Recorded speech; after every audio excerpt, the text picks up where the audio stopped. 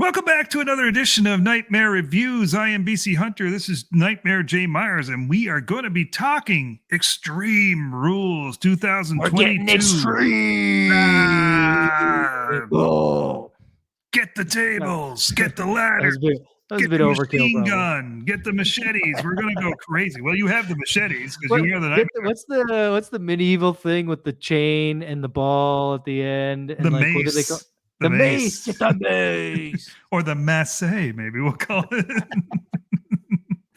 Oh, good old mace. Man, they missed an opportunity by not having Masse and Mansoor in an Extreme Rules match.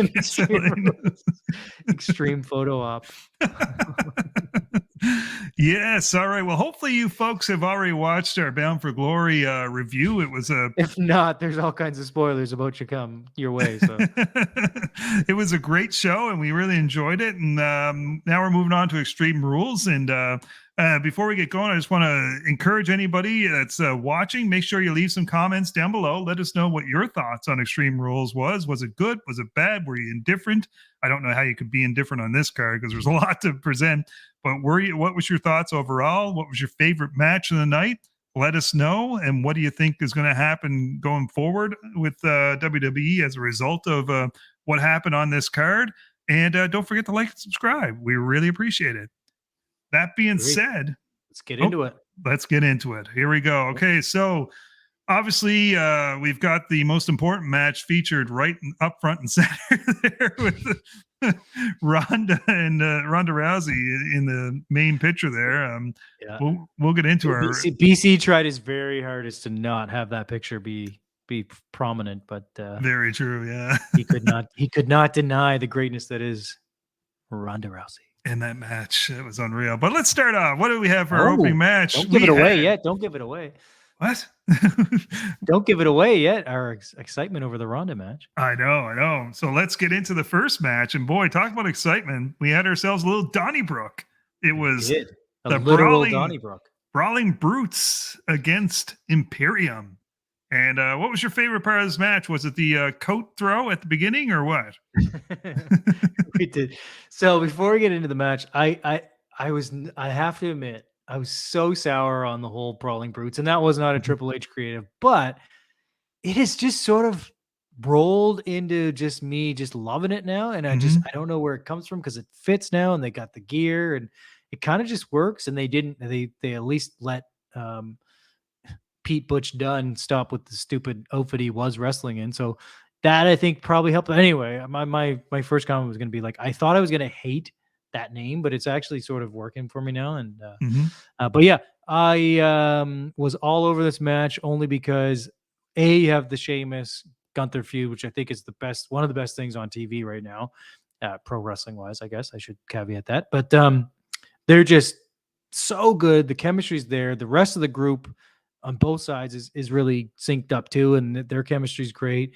The match on, I think, the SmackDown right before, so that was the Friday right before, was whet your appetite for this match, and like we kind of disagree. Like I think that the finish was what it was, and it probably led into there's going to be a third match. I think that's sort of what we came to the conclusion. But the coat thing, that was awesome. I mean, the whole like presentation of Imperium now is so elevated and so cool to me after it being sort of like, again, everybody had their take on the Gunther name change and then the Ludwig name change, and then it was just those two, and then everything was different. But now it just feels so right. It feels like it all happened for a reason, and that presentation is so strong. Anyway, on this match, couldn't love this match any more than I did. I thought it was fun. It was violent. There was lots of shenanigans, which there should have been. There was lots of shillelaghs. I think we even had a conversation about the origin of a shillelagh at one point. So that was educational for me. That was educational. Yeah, I thought it was exactly what it needed to be. And potentially up there on match of the night, I think. Yeah, it was violent. It was very violent. It was fun. It was, what a way to start off. It's like Sheamus just said to the rest of the card, "Yeah, top this, you bastards." You know, exactly. which he's been doing apparently for the last, I don't know, 15 years. Banger. after banger after banger. Yeah, that was their motto, right? It's so funny. We've been going on and on and on about Sheamus since this podcast started, but for years we've been going on about Sheamus, Yeah. and it's hilarious that he's finally getting some love for what he does. And it's like, yeah, he's been doing that for a long time now. Yeah. And It I was love the comment that he made. He said like he wasn't so sure about this gimmick going into it, but the working with these two guys has really reinvigorated him, and he's you can excited tell to be too. wrestling again. I guess Yeah. so. I guess so. Yeah. And I mean, I'd say also Gunther is invigorated him because he can just get in there and the two of them can beat the living shit out of each other. So Yeah. it And was fun. believably so. Yeah, yeah. No, And I I mean, agree. this match could have easily went sideways and just been a really hokey, like I'm sure if Vince was producing it would have got pretty I was just hokey. gonna say that same Yeah, thing. I think previous regime, I would not have been yeah. looking forward to this match at all. But I mean, their bodies were bruised and battered at the end of this, and Do and you how agree with this? Oh, go ahead. no, I was going to say, how stacked is the tag division all of a sudden? Just with, I you got know. Imperium, you got the Brawling Brutes, you got all these other teams that are in there You now. got It's Hit like, Row. You got to add Hit yeah, Row in there. You got to add Street Profits in there. You got Angel uh, and Los Lotharios, yeah, Los Lotharios. Like Alpha yeah, Academy, The Viking Raiders are still out there. Alpha yeah, Academy, like yeah, 100%, yeah, 100%. just like Oh, that. Like, I mean, just led by the Usos. You can't even say the Usos, right? Like right. they're on top there too. No, That's the I was just gonna power. That's the say power of WWE. They can just immediately, in a snap of fingers, just flip bolster things, something. Yeah. flip things. Hmm. Yeah, but Hmm. I was gonna say, and I don't know if you agree, if the listeners out there agree, but the regime change has come with a lot of things, and we all get excited for it. But one of the most notable things that I've seen, or at least in my perception, is without having to change a rating or without having to drastically change their production product, like how it's visually presented. This this Triple H regime style of matches feels subtly more violent and Hmm. more impactful and more, I don't want to say brutal, and not in an ECW way or in a sort of like blood match, death match way. I just mean the guys and girls are going out there and there's so much more physicality. There's so much more like, I don't know. Maybe it's just me, but I just feel that it's a much more violent in the sense of like banging, you know what I mean? Like and Yep. coming together, and they're really, really has that visceral feel for me, and I love it. It's been great to see. We don't Hmm. even, and it's almost spitting on my theory of like I would still want to see a PG-14 or a 14 TV because like it's doing that, making me feel like it's a more aggressive product without having the blood and without having Yep. the increased rating and all that stuff. So anyway, Yep. I just want to throw because these guys are exemplifying that, right? Like that's all of them. All six of these guys are just beating the piss out of each other. Yeah. Well, I'll give you an example. So, uh, Jen, my wife, she was sitting with me, and I was catching up on SmackDown right before the pay per view, right, just so I could be up to date because I wanted to see that Gunther Yeah. Sheamus match. And you know that point in the match where they show Sheamus just stand in the ring and they're closing in on his chest, and you can just literally see like how red his chest is and the Bubbling up. handprint there. And she's like, "Oh my god, that just like," and she likes Sheamus too because he's just a big badass guy that'll beat the living hell out of everything, right? And I think to like her reaction to that versus I remember watching Wheeler Yuta with blood literally spouting out of his forehead, and which got over more? I would argue that Sheamus, just with his chest, where you see that two men just absolutely did beat the living crap out of each other, versus a guy who cut himself too deep with a razor blade. Yeah. I think Sheamus gets over more in that Yeah. case, and it goes to Agreed. show that you don't actually need all the blood and stuff like that to crazy amounts. Now it's nice to have occasional blood, Yeah, I was gonna say it is nice still to have it sprinkled in, but especially accidental blood where it yeah. actually shows that contact was made. But having just that visceral view of his chest was like, wow, that really puts into perspective how Well, you physical can these just people get. feel those. You wouldn't even need to see the redness and all that Hmm. stuff. You could just feel when these guys club each other or chop each like it's the audio of that, Yeah, and like it's not just canned Bianca Belair hair whip audio. It's like yeah, you can feel the flesh on flesh. You know what I mean? And that's what I've been yeah. loving about this product. It's subtle, but it's impactful. Like it makes a big difference on how I enjoy a match, right?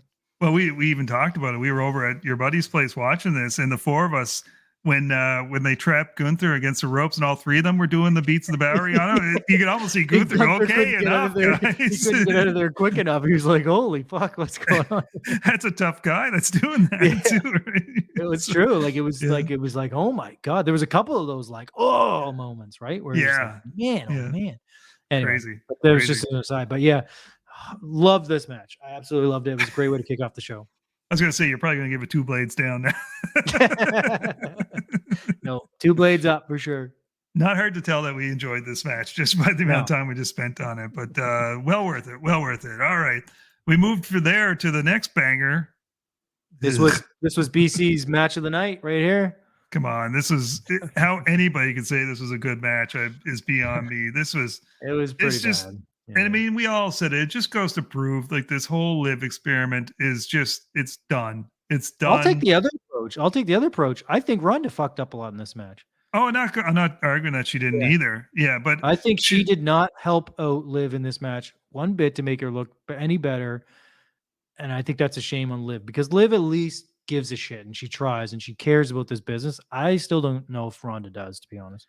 I don't necessarily think she does either, but it also Ronda is in there saying, "Oh my god, like I'm gonna sell for this little girl that like Yeah. is using a plastic bat and is like crying half the time," Yeah. and it was a bad matchup. They should never have had this feud in the first place. I They did, agree. I agree. We've talked about that a lot where they yeah, set Liv up to fail with this hmm whole feud, this whole title run, this whole cash in. I'll go back to the cash in. It should not have happened. That was no, not the way you treat Liv, who's still like it or not, she's still greenish. Like she's mhm. still figuring this shit out as she goes, kind of thing. So anyway, I like Liv and I don't want to give up on her. That's that, but it pisses me off when she's not either booked properly or worked with properly. As far as Ronda should have done a better job with Liv, I think. I just I think like it's nothing against Liv. She's working hard. She's a wrestler. She's putting her time in. It's nothing against that. It's just it's not the time to go with this right now. Yeah, Just agreed. because the fans, I know the fans are getting behind her and stuff like that, but the fans have cooled very quick, which goes to show it wasn't what's the word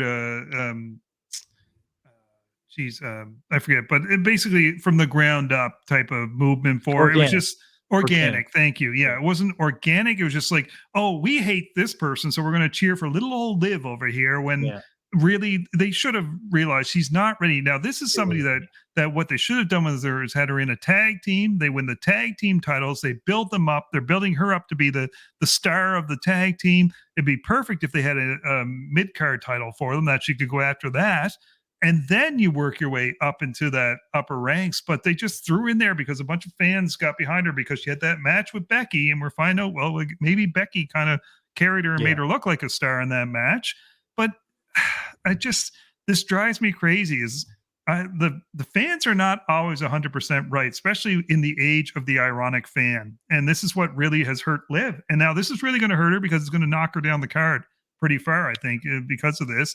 And the whole Ronda thing, it was a waste of 4 months of booking with this yeah, whole thing. I agreed. I would have had Bailey come back and go against Liv and have that feud and have Ronda against Bianca where it's two hosses going at it or something like that. But they went with I this think the route. only way we can sort of maybe for me, but I look at it like this: this was previous regime booking, it was previous regime storytelling and ideas, and I think Triple H ran with what he had. Obviously, she was the champion. You couldn't just drastically change that overnight, but I think he saw the writing on the wall as well. And again, not lives. I will say this: I don't think it was her fault. You're right about elbow saying she needed more time to build. Why Yeah. not have her? And again, it's hindsight, but okay, she wins Money in the Bank. People were for that. People were into it, right? Okay, cool. Don't have her fucking cash in as a heel would, right? You have her roll with that Money in the Bank. You don't. She doesn't even mention it for 6 months, eight Mm-hmm. months. Then come WrestleMania season, she's got such a good run going that she says, "I'm cashing it in. I'm calling my Yeah. shot. 2 weeks from now, boom, pull the Cena thing on her." And then even if she doesn't win it there, she at least took the honorable road to get Yep. there. You know what I mean? It's just like they screwed this up from the get go. And like again, I think it's water on the bridge, and I think she'll be fine because go back to the smiling at the end when she was getting choked out. That wasn't on accident, I don't believe. So I No. think they're working her into some bigger angle. It could be a Wyatt thing. It could not be, but they're working her into some other angle. They showed her on WWE.com backstage in the dark. She was sort of sitting there, crouched in with like this despondent look on her face, just staring blankly. They're doing something else with Liv, so that's why I'm confident Mhm. she will be okay. She will recover from this, but they didn't really give her much of a shot. If they were going to do what they did with the whole cash in, they should have turned her heel because that's a Agreed. heel move. Agreed. And it's turning her heel is a good way to get somebody that's not quite ready for prime time into that spot. You can basically get her a heater. You can get her getting really cheesy wins, things like that, and she's continuing to build up her character and continue to build up her skill. But this whole situation where you have her winning in a heelish manner, but she's not really a heel. Ronda, we don't even know what she is. Is she a heel? Yeah. Is she a face? That type of thing. Yeah, it's just Yeah, bobble. But anyways, this match we're spending way too much we'll time move on. on. We spent way too much time already. It was a barely passable match from the like work rate, and it didn't have any excitement level. I thought it was a bit of a dud. It was a mess. Yeah. Yeah. So your rating? My rating is two machetes down with a Freddy glove also burying a hole to put two more machetes in the ground. So. Congratulations, Liv and Ronda. We have created a new New rating. category. There you go. This is a first. Yeah. You're welcome. All right. We're moving on here to our next match. It is the strap match between Karrion Kross and Drew McIntyre. Thoughts on this? Yeah, it was good. I thought it was exactly what it should have been. It was physical. It wasn't. I don't remember being super long. I might be wrong on that, but it kind of had a good pace to it. Both guys are physical in and of the like back to the Sheamus Gunther stuff. I mean, these guys like to go at it too. So I thought it was good. It was entertaining. It was enjoyable. I like that they're still building Cross. Drew's had a lot of L's lately, but I don't know if it necessarily hurts him. I know people are speculating that he's not a Triple H guy, and I don't know why the hell you would think that. He was in NXT and had the belt. So, but anyway, I thought it was fun, enjoyable. Nothing stands out for me on this one, but it was just a good, solid match that did the trick. That was fit well in the card too. Like it was a good spot for this match. Yeah, I think my biggest disappointment in this match, it wasn't an old school style of strap match where you drag the guy around to the corners. So BC actually commented that he was lamenting the fact that they didn't have the sirens on top of the turnbuckles that lit up when you hit the turnbuckle. I believe that was your comment, actually. Yeah, I kind of like that it wasn't that, to be honest, because I find that one cheesy, that old school rule. Yeah, it was a physical match. It was a good way to feature Scarlett. I'll put it that way. And anytime you feature Scarlett is good by me. It was two big hosses just going at it in a battle. It wasn't the match of the night by far. It wasn't the worst match of the night because Liv took care of that one for us. It was a decent match in the middle of the card, which is what you expect. You don't expect that to steal the show or anything like that. And I had no issues with it. I'll put it that way. And I don't think anybody should ever go into any show with these two guys and expect that they're going to have the most technical match of the night. These guys are characters. These guys are character guys. This is what they do. They're completely good at what they do, but they're never going to be an AJ or a Finn or a insert whoever you want for stealing the show kind of thing. But that's not I think we got to get past looking at those kind of guys as as somewhat lesser than, you know what I mean? Like these guys, to me, I would take more of these guys because they keep me engaged more, right? Yeah. Well, and the physicality is a lot more believable between these two than it would be Finn and AJ having a strap match. Yeah. That's a great point. Very good Yeah. point. Yep. All right. So rating. I will give this just one machete up. Okay, that's fine. Yeah, I don't even know if that's a thing for me, but yeah, I'm gonna do one machete up. yeah, it's middle of the road, which is Yep. fine. That's what we expected for this matchup, to be quite honest, because it Yep. wasn't the main event of the show. If this was the main event, it'd be a whole different story there. Agreed. Yeah. Before we go a little further, I did want to mention that, of course, I'm sure I'm not doing a spoiler alert here, but we had the return of Bray Wyatt at the end of this show, and we're going to be discussing in episode 79 over on all of our audio podcast formats the return of Bray and also what to expect for Bray going forward, because a lot of questions surrounding that. So make sure you head over to any one of your favorite audio podcast platforms, whether it be Apple, Spotify, whichever, Google, whichever one you use. Check it out, episode 79. Leave your thoughts on that as well. We really appreciate it. Yep. Go do it now, monkey. Exactly. All right, moving on. Our next match. It was the ladder match, and a surprising statistic that we all had a bit of a conversation over is everybody is saying that this is the first women's ever singles. Yeah, singles ladder match, which surprised us, but I guess so. It was Bianca Belair versus Bayley, and I'm hearing a lot of mixed reaction on this one. And honestly, this is one I think I would like to go back and watch again on my own, because I think we kind of all got kind of into a conversation around, because as the night's going on, you're anticipating what's going to happen with Bray, what's all this stuff, and we kind of glossed over it. But I'm hearing lots of people say that this was a fantastic match. I'm hearing other people say that they weren't too into it. So what was your thoughts on it, Jay? Well, I think you're spot on this one. I think this one was one that I remember the finish. I remember some spots in the match. I remember the EO and Dakota sort of spot. But I guess I'm not attached to it in any way, if that's a good way to put it. I don't know if it is or not, but I thought it was solid. Like just the finish alone was a cool finish. It's a ladder match. I do remember the couple spots in the beginning where they just went straight for the ladder, and I was like, what are they doing? Yeah. Like they didn't even have you usually have a little bit of a match first, like go out in the ring, like whatever. But they just went straight into like climbing the ladder spots. And but yeah, I mean, I thought it was a decent match only because it had a cool finish. It was there was some involvement with the other girls, and I don't know if I was expecting like Razor Shawn anyway, so whatever. And you're right. I think we were probably distracted through a lot of it, but yeah. So I would say I liked it. I enjoyed it. It was a good match. I'm with you. There was a lot of psychology that was missing, especially at the beginning, where they just kept running up the ladder, and it's like, you literally didn't hurt anybody. She's literally just standing there watching you do this at that point. Yeah. So that was kind of weird. I was expecting, I guess, a little bit more physicality. Again, I would like to watch this one again and see if I missed something. Yeah, I think I would too. But from what I saw, it was kind of there. I think also they were a little bit limited with Bayley.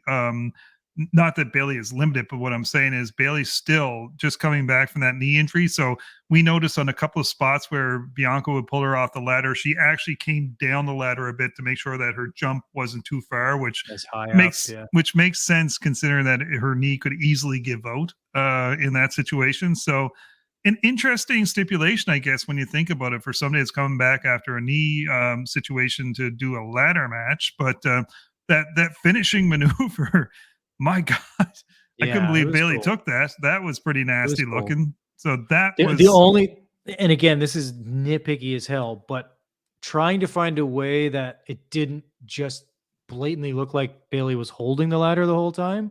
That would have been my only, because the execution of it was great, like at the end. But like why is she holding that ladder? Right. The setup for the KOD was such that it like takes a bit of time for her to get her up there, and she's just holding a ladder. Why would you just drop the ladder? You know what I mean? So that was my only point, but it looked bloody fantastic when it happened. You know what I mean? So I will give them full props to that. And Bayley took it straight on the face, which I was like, God damn. But yeah, so I agree. I thought it was a good match. I might want to take another peek too, in a quiet room setting and watch it by myself to kind of see if I missed anything. Because I do that. Like we miss a lot of stuff when we're in a group watching the show, right? I mean, that just happens. So, whereas, yeah, when you're just watching things on your own, you're able to see stuff. But yeah, I thought it was good. I thought it was a good match. Bianca's clearly keeping that belt for a long time. I think maybe Mania. I don't know. Yeah. So it works. Yeah, for It sure. worked. Okay. What are you thinking? I'm For gonna give that one machete 3/4 up. okay. Yeah. Yeah. It was again just there type of Yeah, match. Yeah. it was better than bad, but it was better than good, but just a little bit. Which is ironic since the build for this was done very, very well. Yeah, Yeah. I thought all the builds were great. Yeah, yeah, for sure. And there's definitely a concentration of focus on that now with Triple H and in Power. It seems to be we're understanding why these people are actually having matches against each Yeah. other. Yeah. Here's why you should care. Yeah, for sure. All right, the next one. And this one, wow, this match seemed long to me. I don't know about you, but it seemed to go on and on and on. And I'm still not sure if I enjoyed it or not because there was a whole lot of chicanery going on in this match, but it Yeah. was the Finn Balor Edge I Quit match. Refresh me on how this one ended.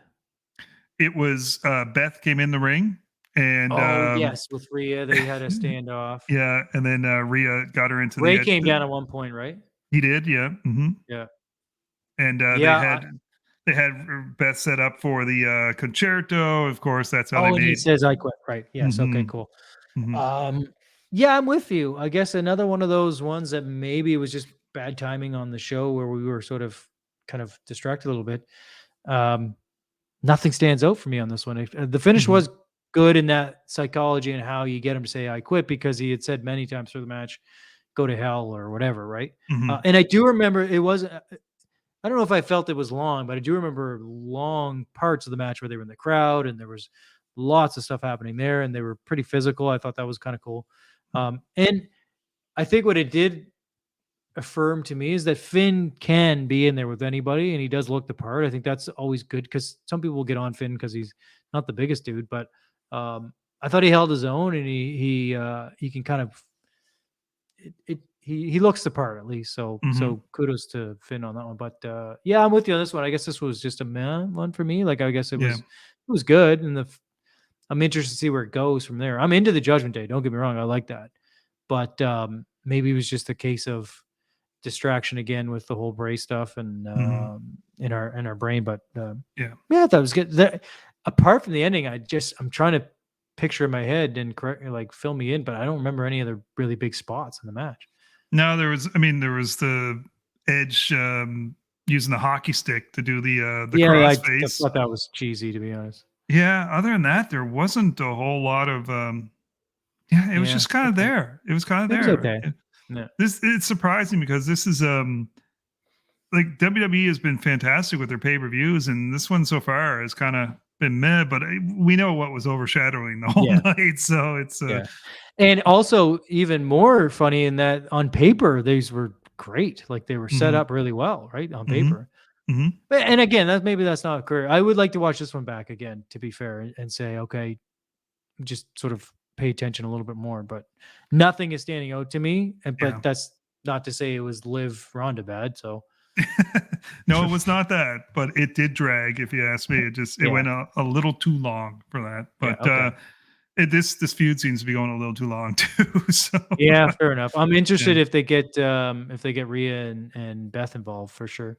One little Easter egg that I'm thought of while watching Raw last night was I found it interesting, and we mentioned this actually. I think you might have brought it up during the pay-per-view about the whole. Remember the Rock Mick Foley I Quit match, and where they use Mick Foley's recorded I Quit. Yeah, and I found it interesting that in the in-ring segment on Monday when they had the Judgment Day there, they had Finn say I quit, they had Damian Priest say I quit, and they had Dominic Mysterio say I quit in the ring. And it was very important that they focused on them saying that. Reiterating what Edge said. Yeah. So is this leading to maybe a 3-on-3 I Quit match where the three of them get you? I don't know. Maybe I'm overthinking things, but I don't know why the faces would have the heels they would need to do that. But I don't know. Yeah, It's fair. weird. No, Yeah. that's a good catch. I was just about to say, it was interesting that they didn't really further the storyline on Raw either. Like they did, Yeah. I guess, because they mentioned it, but which is a nice little, I guess, because Edge is only part-time, so that makes sense. But anyway, I guess that if this long-term storyline thing is to be believed, they'll come back to it, obviously, because of all that stuff. But Rhea yeah. with the Beth armband was The classic. armband. That was good. That was good. All right. So for this one, I'm going to say one machete sideways for Okay. this one. I agree with you on that one. All right. Next up, we had the main event of the evening. Hard to believe we're already at the main event, but I know.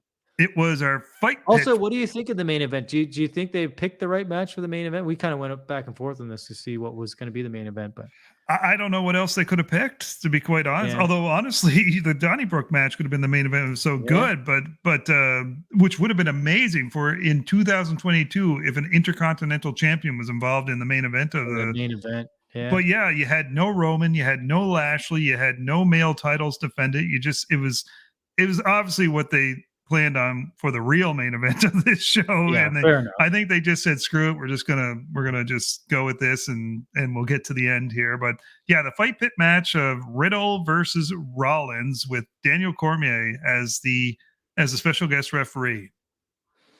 Yeah, my first comment on this one is that I felt like the special referee was a bit of a waste. It didn't seem like it actually added to the match. These two guys don't need it anyway because they're both super talented. I love the match style. I love that it's a new, I love that Triple H is bringing in new ideas for gimmick matches. So that I'm super down with. It came off well, looked great in a big arena because I think we've only really did we only see that in the studio setting for NXT? I think we only saw it in the studio. So, right? yeah. Yeah. Mm-hmm. So it looked really cool in the big arena. Like I'm all for that match. And I actually thought it was a really good match. I just was a little disappointed that the Cormier thing didn't really add to anything. There was some good spots. I didn't think there was any oh my God spots or anything like that.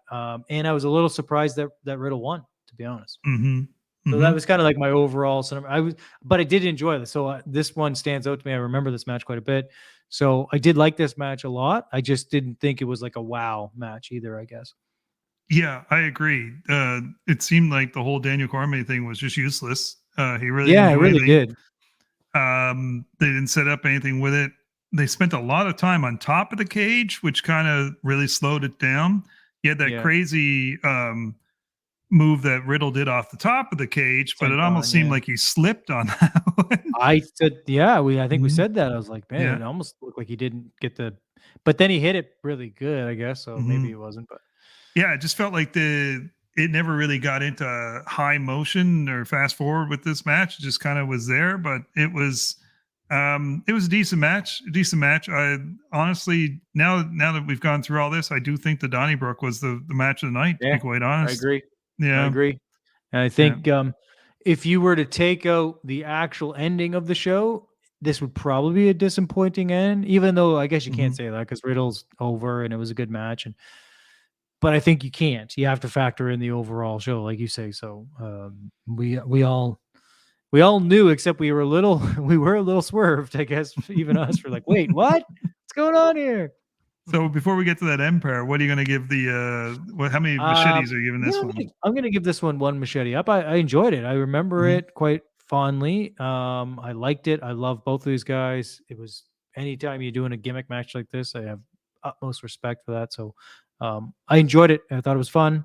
Just didn't need the special ref stip and kind of was expecting a little bit more. It almost felt like the finish was too quick too. Like that's the other thing that threw me is like, it was a very sudden and kind of quick finish, almost so that we're like, wait, what? I think we actually all said, like, what did he just? Yeah, he did. Anyway, but yeah, I liked it. It was good. Up one machete overall. Up. Okay, all right. Which leads to what everybody was waiting for: the return we thought was never gonna happen. It would have been great if there was just one giant barcode that went off the air. Yet again. I still think it was Elias singing that song for him. It might have been. As we saw on Monday, we're getting the return of Elias, which I'm pretty excited for. God, man, how did he grow his beard back that quick? Hey man, he looks like a guy that can just kind of grunt and That's grow true. it. Those guys growing up, they by 5 o'clock they literally do have a full beard, and after they Yeah, shave, in grade 10. yeah, it's been a few weeks. He'll get a baby beard. He might get one like mine at this point, and then he'll just keep on Well, it going with it. might actually be what we're probably going on 10 or 12 weeks probably now, hey, since we saw Ezekiel. Close to that? When It did was before the Owens? regime. It was before the no. No, it was right when Triple H took over. So That's yeah, when it's Owens took him out. That was when about Owens a took him out. month and a half or so. Yeah, Yeah, fair enough. it's long enough. It's long enough. He'll Yeah, do all right. But yeah. yeah, we're kind of glossing over this whole return of the man himself, It was. Bray effing Wyatt. And before we got to this part, which is on, sorry for the audio piece, but for the part of the lantern and Bray comes out in the mask, the whole like shooting to the characters in the crowd was so cool, like so Mhm, cinematic. The way they would pan and then zoom really quickly in, and like the characters were all done up, and it wasn't just mass. Like you could see with Huskus or whatever, he had the whole belly mhm. because and then Mercy, the Buzzard, had a whole thing all the way down into his shirt. Like it was like just the WWE way of doing things. Just it's no one can beat that. Like they're just so No, good production wise. yeah. So yeah, just to get to that, and like we were popping really hard for that, and then you still weren't like, what the hell's going on? We still don't know. And then the doors, and yeah, it was really super cool. The- Yeah. My only caveat to all that being said is that to just go out with him and then that was it. It was just like, oh, okay. Like I guess we all knew he was coming back though. Like to me, that was a bit of the anticlimactic ending in that he didn't do anything, right? It didn't, nothing was storyline progressed, but I guess that was not the point, really. Yeah, and we get into this a bit more in our audio episode. But for me, I was okay with that because how often do you see a return where it's the main event? The guy just gets a win, lights go out, here comes the guy returning, and then they attack the Shows up. person in the ring. Oh, fair. Whereas Yeah. this leaves AEW did it constantly. yeah, and this leaves a lot of like, okay, what's next for this guy, Now what? and Yeah. what's going to happen? It's not like he's immediately inserted into the title picture or anything like that. It's just like, okay, there could be a lot more freaky stuff that's going to happen here, and Yeah. and That's a good point. one thing I was happy about too is the fact that it looks like he's coming back as Bray Wyatt Yeah. versus coming back as the Fiend. Right. With which still may be subject to change if there's this Wyatt six like we're hearing about and all this stuff. Mm-hmm. So who knows? But Yeah, yeah, we're gonna get into that in the audio yeah, version. But overall, great way to end the show. yeah, Like yeah. fantastic way to end the show. Which return um are you feeling was the better return, the Punk return or the Wyatt return? Oh, it's not even well, like in the moment, the build up to the least best kept secret to Punk was like kind of cool, and I was kind of Mhm, caught up in that. But overall, like it's hands down. Nobody does it like what WWE just did on that mhm, return. Like from a month and a half build to the actual like what went down at the pay per view, like what the lights and the set and the characters in the crowd. Like yeah, it was chef's kiss. It was so good. It was like yeah. phenomenal. So Th good. I mean, this is gonna it made the show one of the best shows of the year. Like just from yeah, that alone. yeah. This is gonna shock you, but I'm gonna say the Punk return was better only because we didn't think that was gonna happen at all, Well, and, that's true. I know it got spoiled a bit, but overall, just until you actually heard the music hit but obviously just that one moment after that, Punk did a nice job of torpedoing that whole good graces, and whereas I think Wyatt's going to have a bit more longevity to this return than Punk himself. So, Yeah, but fair enough. overall, but as far as production value, yeah, this Wyatt return was just insane. Yeah. Have they kind of voted? Yeah, that might be the bigger return right there. LA Knight. Yeah, we'll get into that. Yeah. All right. Well, as we said, we don't want to tease too much, but if you're interested, head on over to your favorite podcasting app. Check out episode 79. Bray Wyatt is back because we're going to be discussing this a lot more detail as to what we think of the return, plus what we think is on the horizon for Mr. Wyatt. So head on over to Apple, Spotify, Google, whichever. Johnny McGee's podcasting app. We're there. We're on all of them. Feel free. And don't forget, like I said, leave your comments down below. What did you think of this card? What did you think of the Bray Wyatt return? I think that's really the main thing that people are going to be talking about. And what do you think's going to be going on in the future for Mr. Wyatt? Overall, Jay, I'm going to catch you before we go.